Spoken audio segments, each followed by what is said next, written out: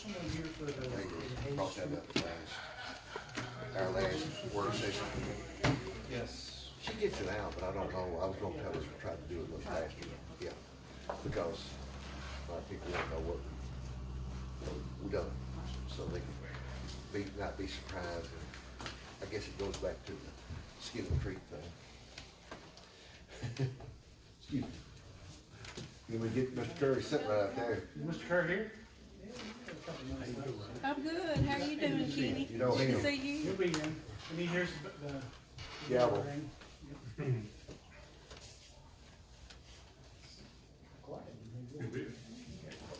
It's a small crowd today.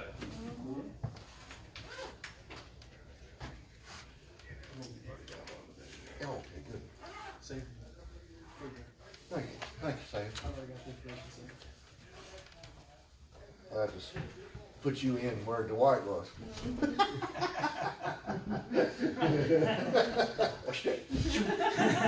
Or put you in, and keep Dwight in there, that might need to talk to him every now and then.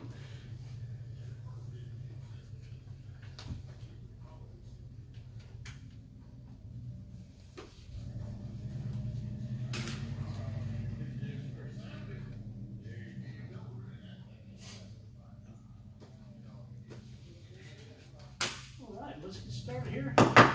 Metro Planning Commission will come to order. Ms. Kiesling, if you would, call the roll, please. Chairman Bowen. Margie Foster. Thomas Harper. You coming? I hear you. Say here. Here. John Kerr. David Nolner. Here. Daryl Smith. Here. Mark Swalker. David Thomas. Here. Got two gone, but we still got a quorum. Everybody else here, but, and both Mr. Swafford, I Ms. believe. Foster. Ms. Foster's ill, isn't she? Mhm. Okay, very good. Do you have the minutes from last I night? do. All right, if you wouldn't mind reading for us. All right. It's been a while. since I've Right. done this, so y'all bear Riding a with me. bicycle, all right? The Hartsville-Trousdale County Planning Commission met a regular session March 11th, 2019 at 7 p.m. with Chairman Pro Tem David Nolner presiding. Commission members present were Stephen Chambers, Marjorie Foster, Thomas Harper, Rhonda Kiesling, John Kerr, David Nolner, Daryl Smith, Mark Swapper, and David Thomas.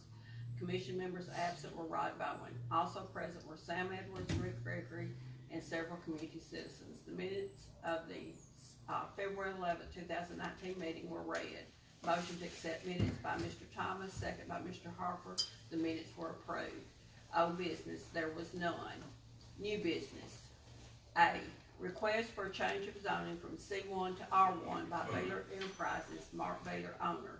Mr. Baylor was present. Property being a .34 acre lot located at 107 White Oak Street, identified as property map 019N, Group B, parcel 01500. Property has a house on it and has both city water and sewer. Mr. Baylor stated that the property is for sale and he has a sales contract. However, the zoning must be changed in order for the buyer to secure a loan for the purchase. Inspector Edwards added that the property is adjacent to the Living History Museum. Rick Gregory was asked to comment.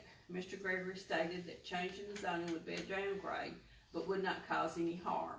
The commission should consider how it may affect any incoming commercial businesses. Motion to send to County Commission as a favorable recommendation to rezone from C1 to A1 by Mr. Kerr, second by Mr. Thomas. Motion passed without opposition. B, request for a change of zoning on a 1 acre tract from A1 to R1 by Coleman Merriman heirs. Mark Merriman was present. This entire property was being a tract of land containing 98 acres located on Dixon Creek Road, identified as map 022, parcel 037.00. Mr. Merriman stated that he and his two siblings own the property together, and he is requesting to rezone only 1 acre tract where the house is located so that he may purchase it from his siblings. The remaining property, 97 acres, will remain zoned A1. Inspector Edwards stated there is adequate road frontage. The septic tank is located in the front of the house. Rick Gregory was asked to comment. Mr. Gregory stated that this rezone request would be spot zoning as all surrounding property is A1. A discussion ensued. Motion to send to county commission as a favorable recommendation to rezone the 1 acre tract from A1 to R1 by Ms. Kiesling, second by Mr. Kerr. Motion passed without opposition. C, request to recertify property for industrial use by Keith Fry. Property being 5.477 acres located at 231 Western Avenue, identified as map 019N, Group E, parcel 030.00, the former Texas Boot Factory. The property is zoned I-1, General Industrial District. Mayor Chambers explained that since this property has not been in use for at least 26 months, the planning commission must recertify its industrial use zoning. Commissioner Fry explained if this property is recertified, he plans to purchase it, clean it up, and put a business in it. He continued by stating the existing building has a firewall that separates the building. His plans include auto restoration on one side with machinery and metal fabrication on the other side. He also hopes to possibly partner with the schools for student training. Rick Gregory was asked to comment. Mr. Gregory stated the I-1 district permits these proposed uses. Motion to recertify the property as I-1, used by Mr. Kerr, second by Mr. Harper. Motion passed without opposition. D, request from Dwight Cothran to operate a barbecue business from a food trailer. Mr. Cothran explained he currently operates a barbecue business from a food trailer just outside of the county and would like to move the business into Hartsville if possible during the off-season. The food trailer is on wheels and he is not going to remove the wheels. Mr. Cothran stated he is already licensed to operate by the state, but must obtain whatever local permits are needed. A discussion ensued as there are currently no ordinances that address this. Rick Gregory was asked to comment. Mr. Gregory stated that Mr. Cothran's options are: 1, set it up as permanent; 2, wait for ordinances to be passed; 3, present request to BZA. Mr. Cothran stated that he would go to the BZA. Motion to send request to the BZA by Mr. Kerr, second by Mr. Thomas. Motion passed without opposition. There was no additional business and the meeting was adjourned at 7:47 upon a motion by Mr. Swaffer. Thank you, Ms. Keeston. Well done. You remembered how to do that, didn't you? Yeah, it came back to Okay. Are there any changes or corrections to the minutes as read? The only one that we saw was on the, under Mr. Beeler's request, the motion to send to the county commission as a favorable recommendation to rezone from C1 to, should be R1, not it should be. A1. Okay.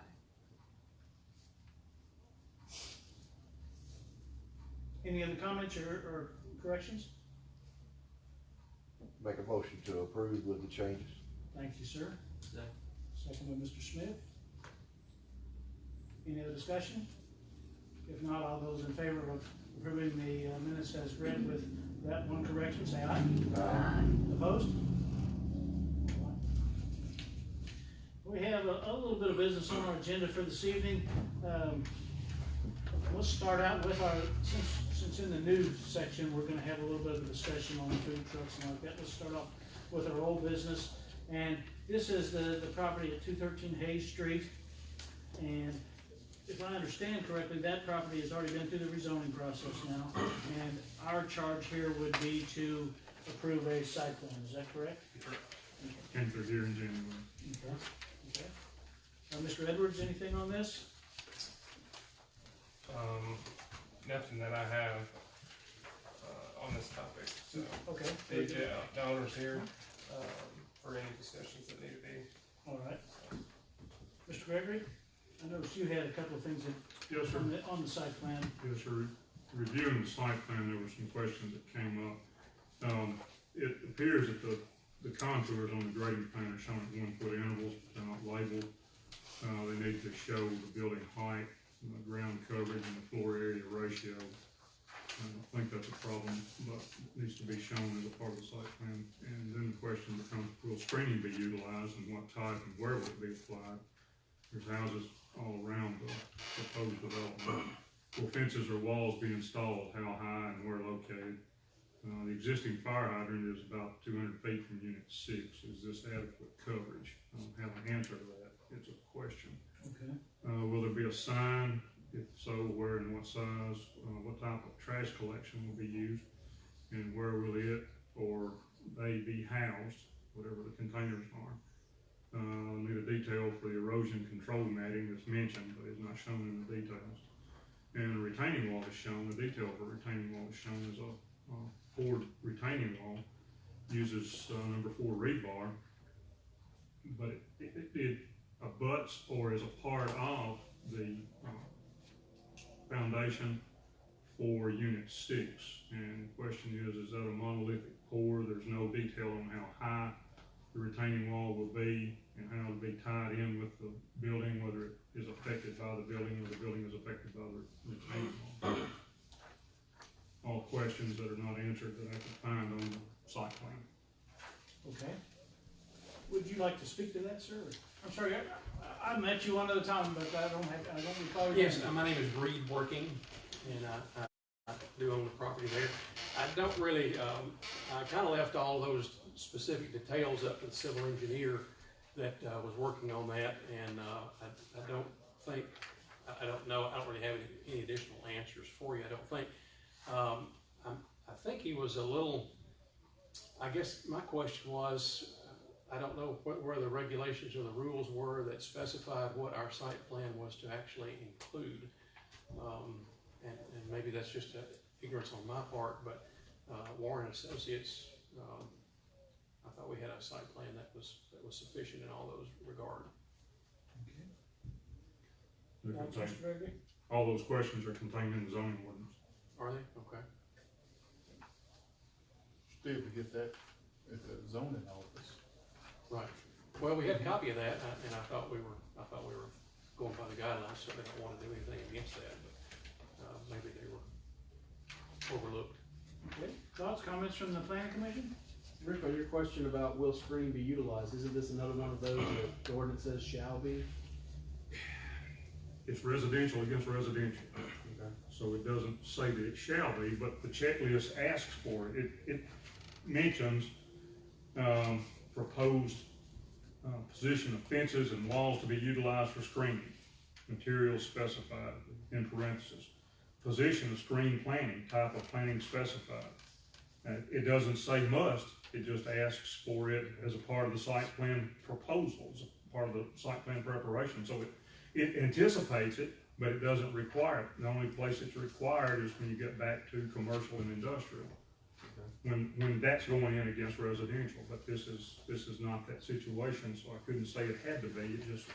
It asked for it, and if it's going to be utilized, it needs to be shown. And if I'm looking at the drawing correctly, there's about a 10-foot elevation. The contours are about 10 feet behind the houses, behind the units at a 3-to-1 slope. So I don't know what the proposal is to keep people from falling down the bank or falling off the retaining wall. If there's a retaining wall that's 10 feet high, it needs some kind of fence on top of it to keep kids from falling off of it. All right. There will be a privacy fence all along that area.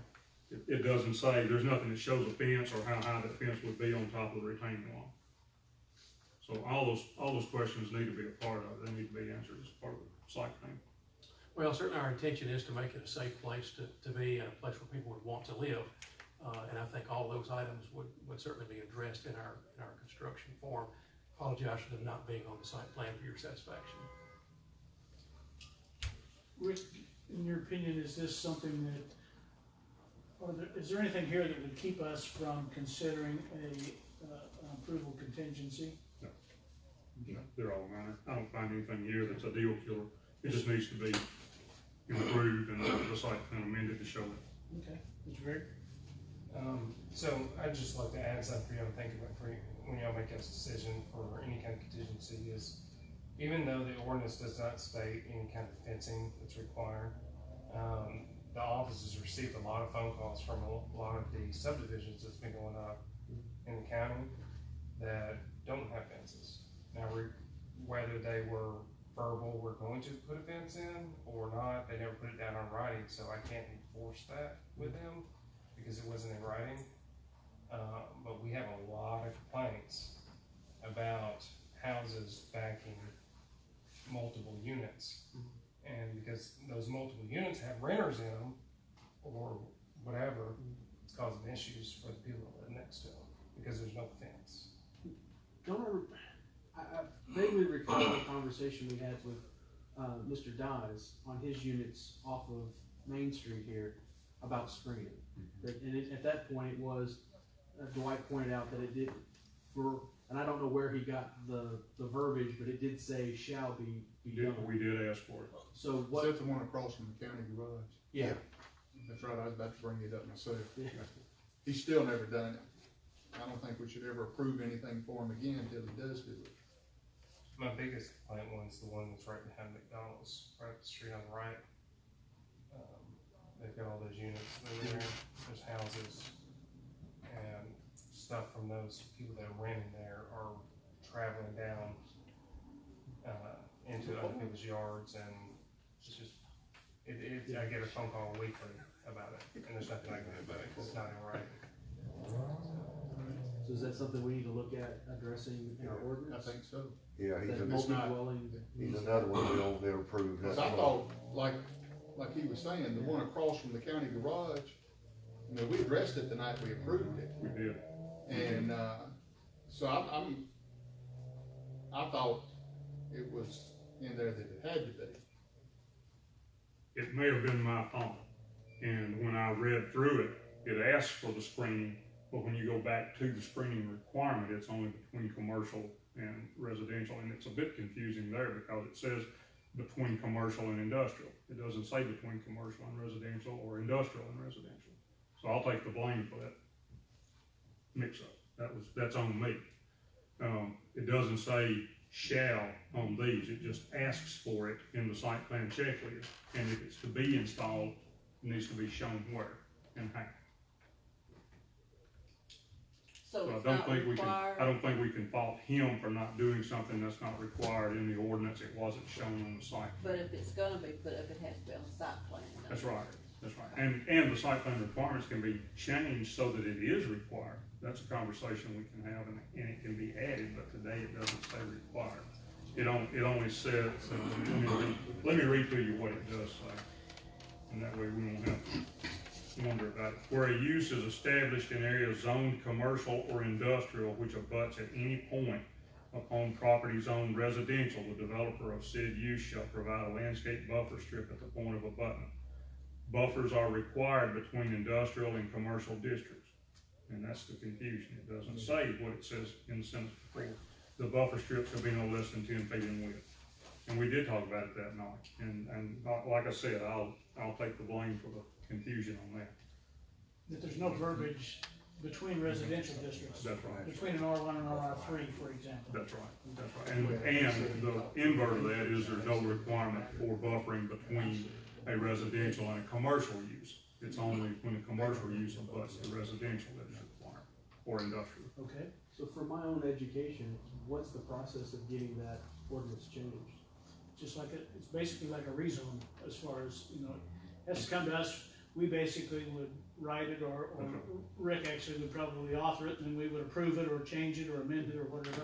Then it would go on to the county commission, 2 meetings, public hearing, like that. Okay. We changed, so it's a bit of a process, but something that we can certainly look at, Absolutely. right? And with more and more multi-dwellings coming in, I think it is something we need to look at. It is.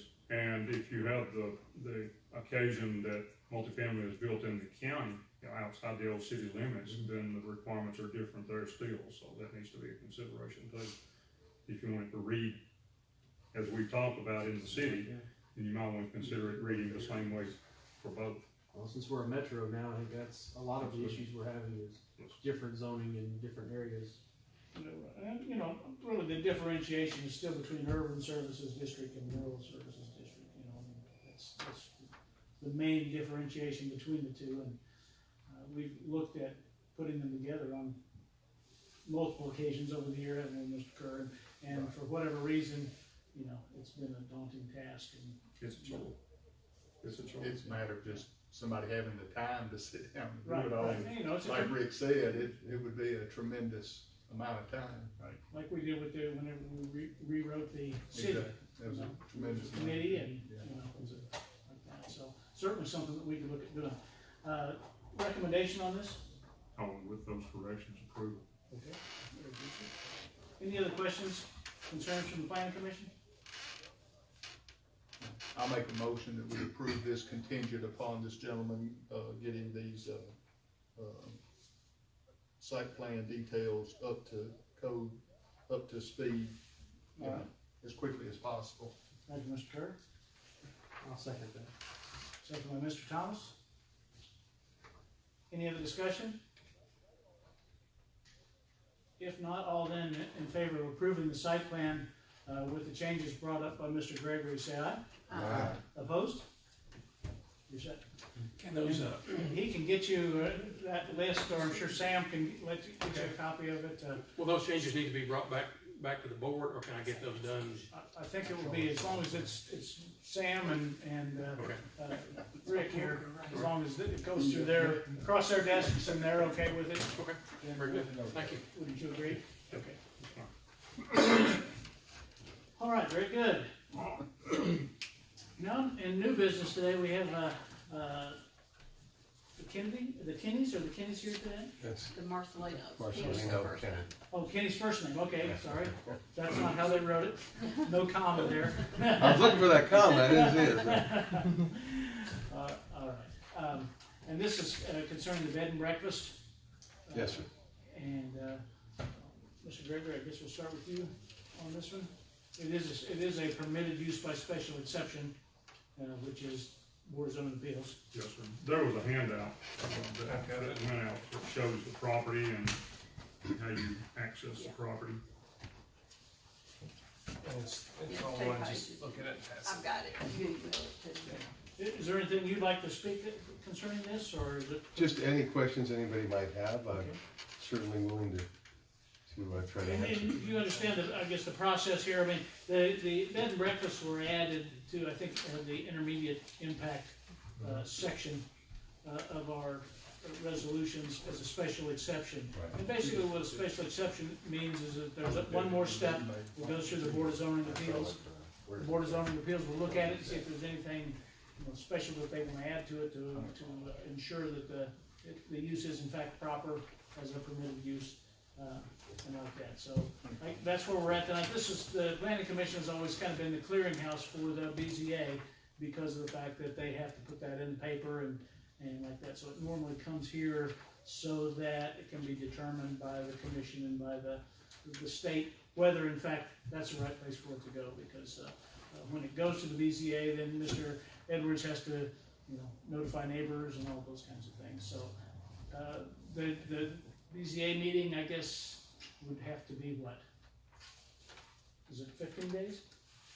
And there's a 15-day notice requirement, yes. Right. So, Mr. Edwards could get with the chair of the BZA, get a date set, we need to be in the paper, and then he could communicate that to you as far as when it's going to be.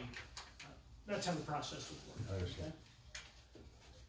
Any communication questions from the Planning Commission? Pretty straightforward on this one, isn't it, Mr. Gregory? Yes, sir. I'm not sure that there are requirements for a bed and breakfast that were added when the use was put in I looked at that in today. I '99. didn't see it. I don't see anything so. Any type of, you talking about a development plan or something? Mhm. I didn't see it. So, and some of the things that they'll be looking at is the ingress and egress of the property, those types of issues, Right. There's a little bit of a checklist there, I think, about that approval process. But basically, those are the kind of things.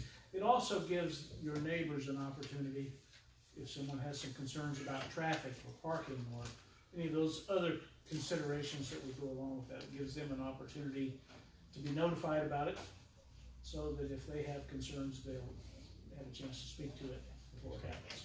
And the only other, I guess, addendum to special exceptions is if you ever decide to quit doing bed and breakfast, then it reverts back and the next person would have to go through the same process that you've gone through as far as acquiring a special exception. So, as opposed to a rezoning, where once we rezone that property, it's that way forever, Right. and that's really why they added the special exception section, so. Do we need a motion to that effect, Mr. Gregory? Oh, the motion's fine, yes, sir. Okay. Any other questions concerning this request this evening? I move we send it to the BCA. Thank you, Mr. Curry. Second. Second by Mr. Mulder. Any other discussion? If not, all those in favor of sending this on to the Board of Zoning Appeals for their perusal, say aye. Aye. Opposed? So you're set. And, I'll get with Sam. right, and he can look at the calendar and determine exactly when the first, they normally are pretty accommodating as far as once he gets in contact with them, they'll set up a meeting time and, each taken care of. Okay, thank you. There would be no reason for him to come back here then. He doesn't have to show us a site plan concerning parking or anything like that. I could kind of, I didn't think so. So, you good to go? We got 5,500 square feet of parking. That should work. Only need just a 4-bedroom. Gotcha. All right, very good. Now, the other thing on our new business section, and that's with Mr. Mayor Chambers has some information concerning food trucks. Well, not really information, it's just, this is something that's been in front of the commission before as far as regarding food trucks, and I did do some research and I sent some of it to Mr. Gregory for ordinances that have been passed in other communities, and that's something that I would like, I think it's gonna be kind of a longer process, and that's something I would like for the commission to consider that, I don't know if you wanna call it a subcommittee, but maybe myself, Mr. Edwards, Mr. Gregory, working with the county attorney, kind of come up with a framework how that's gonna be done, and whether that would be through zoning ordinances or do it like Lebanon, they put it under their peddlers and street vendors section of their ordinances, which quite honestly, I'd prefer to do it that way. We do have the Hartsville Municipal Code that continued on after the merger that we could amend and insert that into it like Lebanon did, and just kind of address some of the areas that they put in there and things that need to be considered. Now, I do know that there's some question as to whether or not the barbecue trailer that's looking to go up on the property across from Hartsville Goodyear, would that fit under what it is under some of these other things? And I think Mr. Thomas went and saw something in Gallatin that would speak more to that than what we've got in the ordinances I've seen for food trucks. Those were pretty much food trucks, not trailers and like that. Now, they've been mobile trailers, more like Songbird got or something like that. They would qualify as a food truck, but something that's like that barbecue business out at Dixon Springs, he's wanting to move here, that would not be under any of the food truck ordinances I've seen. And the ordinances kind of speak to permitting, how much a permit might cost, the length of terms for the permits, And that you have to have your insurance, and you have to have your health department cert, all these kind of things all in place, and a lot of it is just to make sure that you've got all that in place. And like I said, there's a permit fee, and it depends on the days, the fees depending on how many days you're gonna be there. If it's one day, it's, not that much, but I think even Lebanon has like an annual permit that you get, it's like $300, I think. Right. And they say, you can only set up the same spot, I don't remember if it was Lebanon or Murfreesboro, for 4 days at a time, and just some stipulations I like think that came out of Lebanon because where the old Ryan's Steakhouse used to be across the street, that gas station, they had that tequila or whatever truck that was there for I don't know how long. A long time. That was kind of the impetus from what I seen in the newspaper article. That was kind of the impetus of them putting that requirement that you couldn't set for a certain amount of time. And also there's requirements in there that if they're going to be setting for, I can't remember how many hours at a time, that they have to be a bathroom nearby, a restroom facility for them there. And looking at that, I thought probably if we're going to do it that route, there's really only 2 places that are county owned that we could put them. One of them be over here in these parallel places next to the courthouse, and we could open the courthouse, and then that could be their access to the restroom facilities. The other one would have to be, unfortunately, the gentleman wanted to put his trailer somewhere near the old train depot. We could open that up, and they can make use of the restroom facilities there. I did give them permission to set up on April 1st outside the administration building, but they had the restroom facilities there they could work with, and they were only there for, I think, 2 hours, and they sold out. So there is demand for food trucks here, and that is something that younger people like to do, and especially in the downtown area in Nashville, it was huge. When they did do their ordinances, they actually cordoned off a part of Commerce Street where they actually have food trucks lining both sides of it, and those office buildings empty out, and it'll be filled right there. So it is a demand, and it is kind of becoming part of our culinary culture here in the United States, and that's something that a lot of people like, and there was demand for it here as well. Just there's been a lot of questions about where can we set up, what can we do, this kind of things, and what's going to be our requirements as far as, okay, if they're in a public space versus if they're in a private space. Some ordinances say if you're in a private space, you have to have a written statement saying you can be there and that you can use their restroom facilities and those kind of things. But that's something I would like for, like I said, some kind of subcommittee to maybe work out some of those kinks and then bring it back.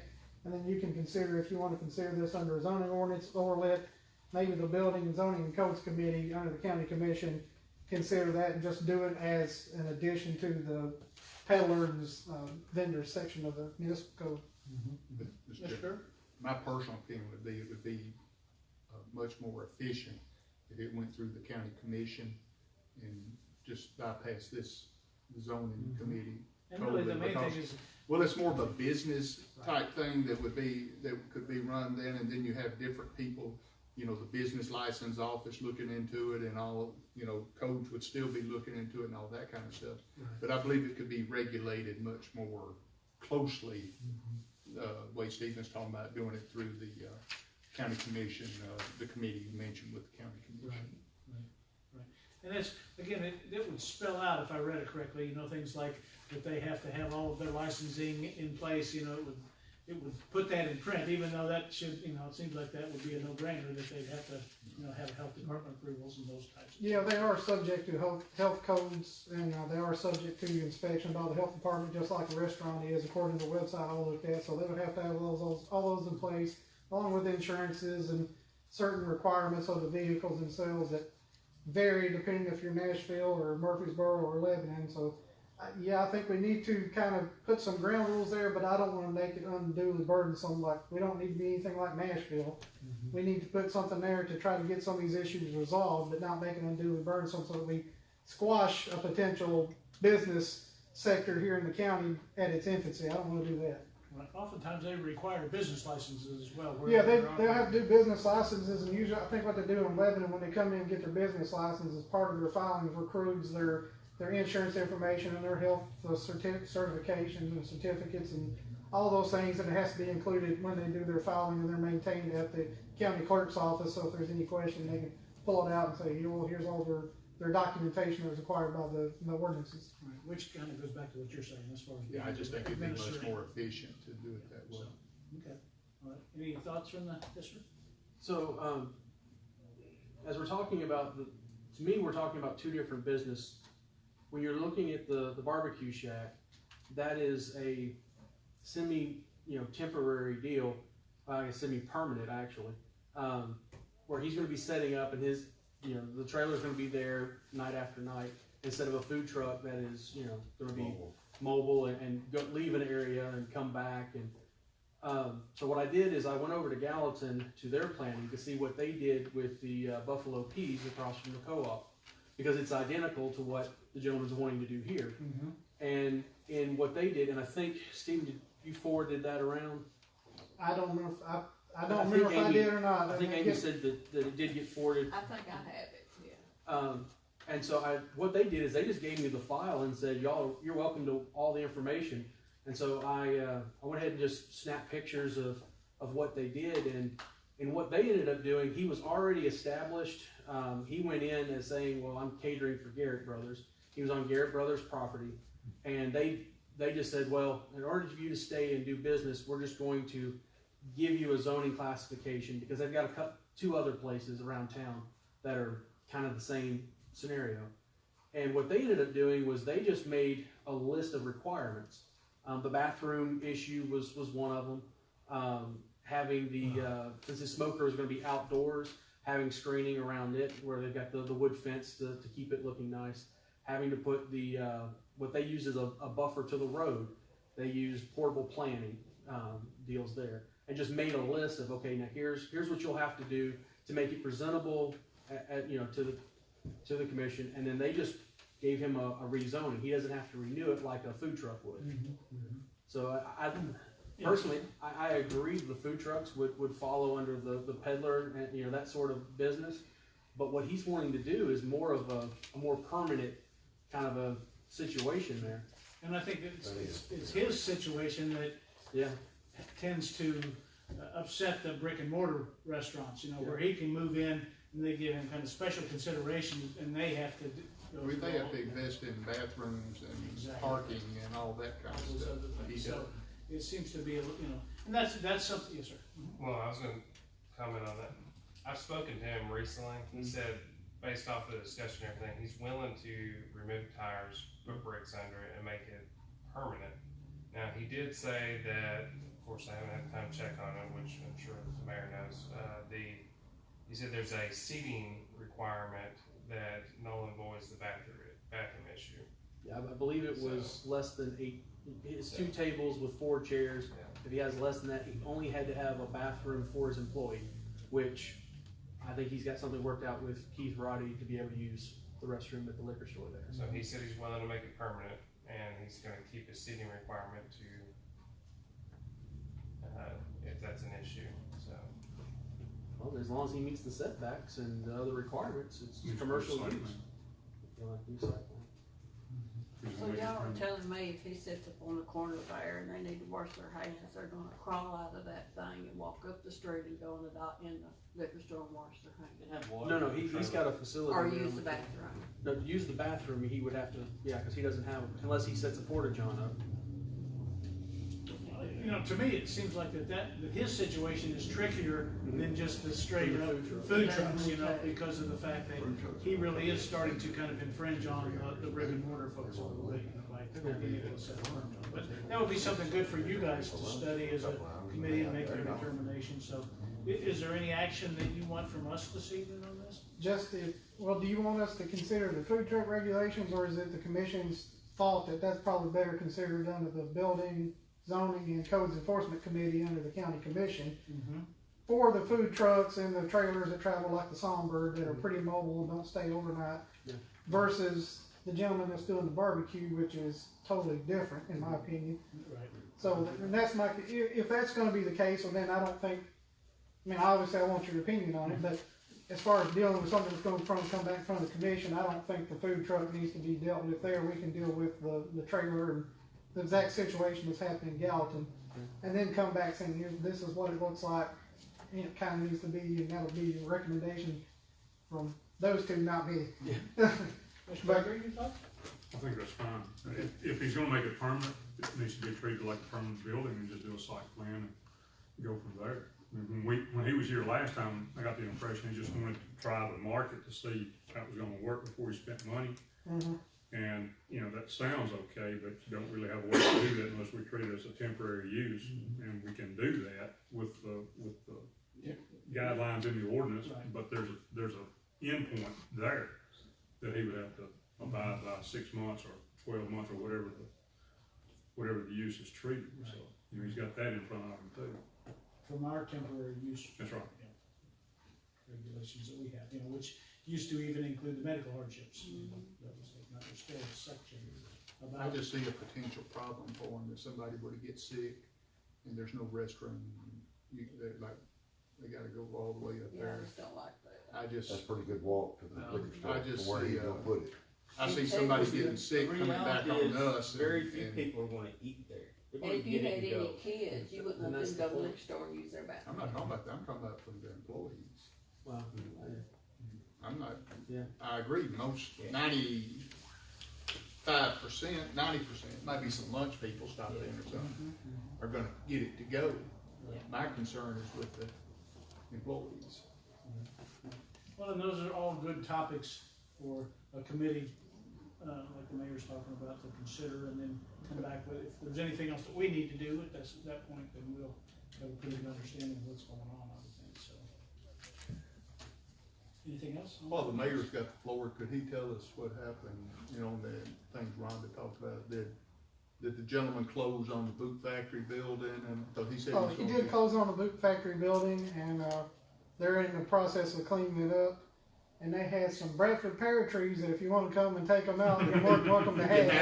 Yeah, if you know any nonprofit organizations that would maybe wanna take them out and sell them, they're willing to do that too. They don't wanna see them destroyed, they want somebody to make use out of Wind them. will get them anyway. But they're in the process of cleaning up, and as you can imagine, sitting there as long as it did, it's gonna be kind of a lengthy process, there's a lot to think. He said at the, chamber meeting the other day that the big thing was the roof.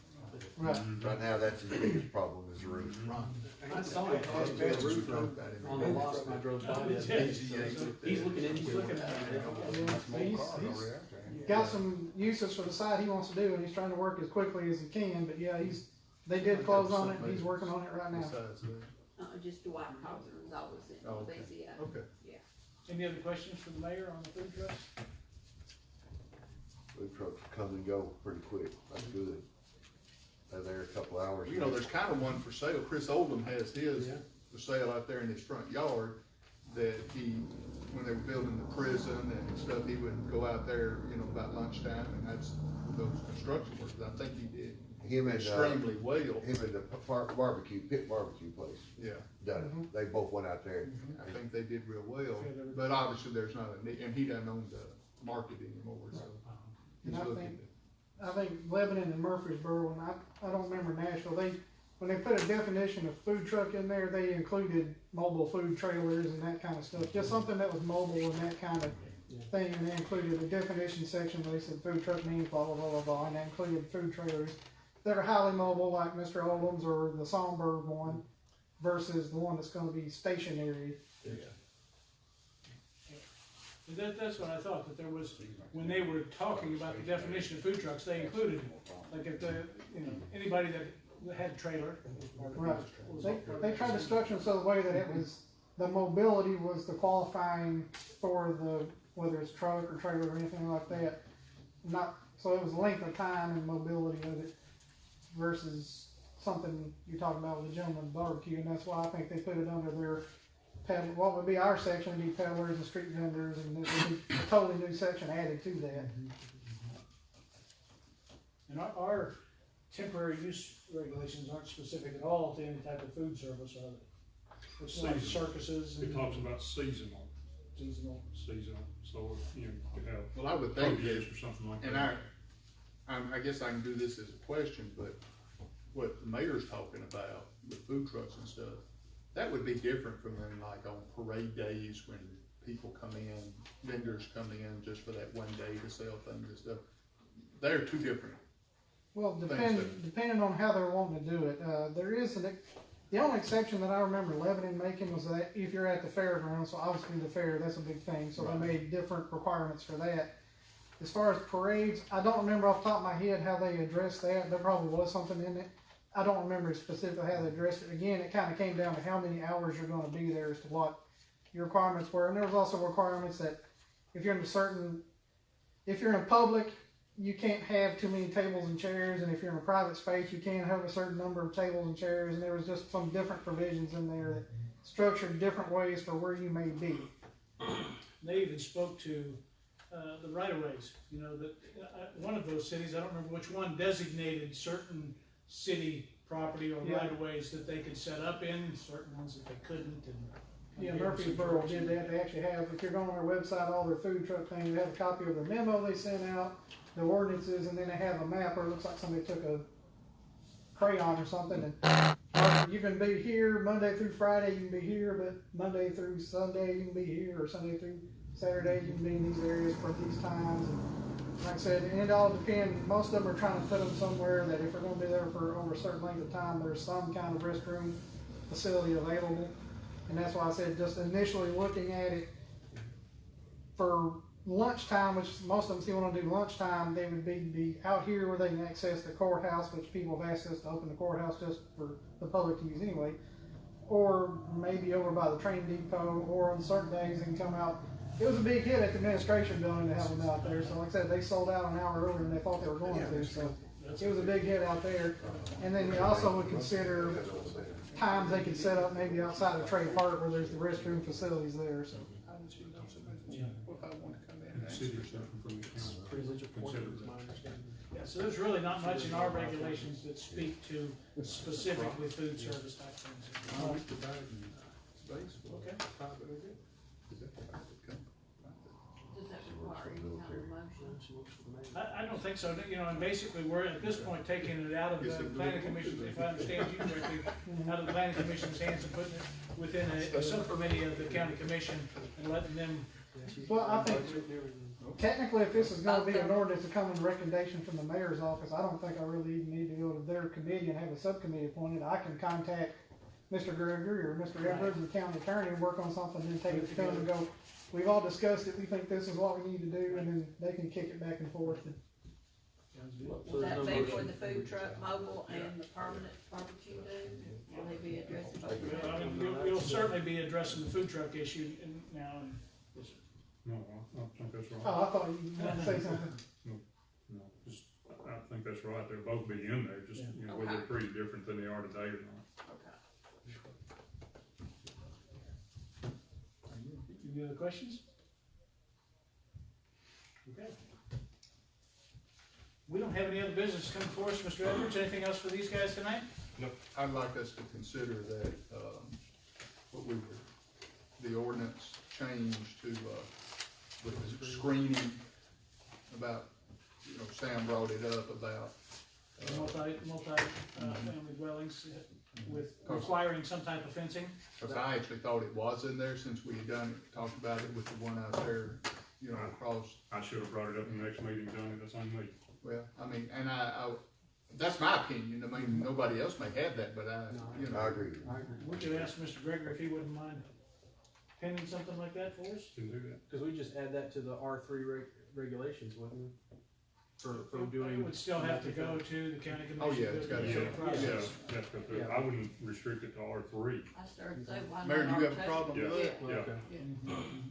The Any screening? type of right, that's kind of what you're talking If about. that's what the commission decides it wants to do. If you Well, want to I think it's what people, Well, I do know that there's been complaints, and even somebody that's a neighbor there kind of made the comment to me about they were supposed to put some kind of fence there, and they but haven't see, if done it. somebody asked me, I would've said, yes, they are, and I would've been wrong, He had a not knowing verbal that. agreement. He had a verbal agreement. Dwight's approached him and talked to him about it and told him that this was a verbal agreement that you would do it. Now, That ain't gonna work with him. the fact, you know, whether he does or not, the people that know him says he's not. Well, I guarantee that. Oh, yeah, guarantee that. It needs to be in writing next time because it's becoming an issue.